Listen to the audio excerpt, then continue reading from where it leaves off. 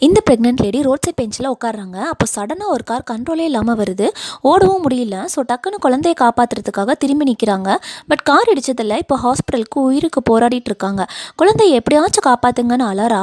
குழந்தை பிறந்ததும் அடுத்த செகண்ட் சந்தோஷமாக இறந்துடுறாங்க. ஆவியாக குழந்தை கூடவே 5 வருஷமாக இருக்காங்க. கிட்ட இருந்தாலும் குழந்தைய தூக்கி கொஞ்சவும் முடியல. ஒரு கட்டத்தில் அந்த பாப்பாவால் அம்மாவோட ஆவியை பார்க்க முடியுதுன்னு தெரியவும் ஷாக் ஆகி ஜோசியக்காரங்க கிட்ட கேட்குறாங்க, நீ எப்பவும் கூடவே தான் இருக்க, அதனால தான் அவளால் பேய்களை பார்க்க முடியுதுன்னு சொல்லவும் கடைசியாக ஒரே ஒரு வாட்டி பார்த்துட்டு வந்துடலாம்னு ஸ்கூல் போகிறாங்க. அப்போ தான் பாப்பாவை காணோன்னு எல்லாரும் தேடிட்டு இருக்காங்க. ஆக்சுவலி அவளுக்கு பேய் யார் மனுஷங்க யாருங்கிற வித்தியாசமே தெரியாமல் ஒரு குட்டி பையனோட ஆவியோட விளையாண்டு ஃப்ரிட்ஜுக்குள்ளே மாட்டிக்கிறாள். இப்போ அவள் அம்மா எவ்வளவோ ட்ரை பண்ணியும் டீச்சர்ஸ்க்கும் கேட்கல. அவளால் தொட்டு தூக்கவும் முடியல. அழுதுகிட்டே அவள் அந்த குழந்தையோட பேரை கூப்பிடுறான். அப்போ லைட்டாக அவள் கால் உதச்சதில்ல ஃப்ரிட்ஜ் டோர் திறந்துடுது. இப்போ டீச்சர்ஸ் எல்லாம் பார்த்து அவளை ஹாஸ்பிட்டலுக்கு கூட்டிகிட்டு போய் காப்பாற்றிடுறாங்க.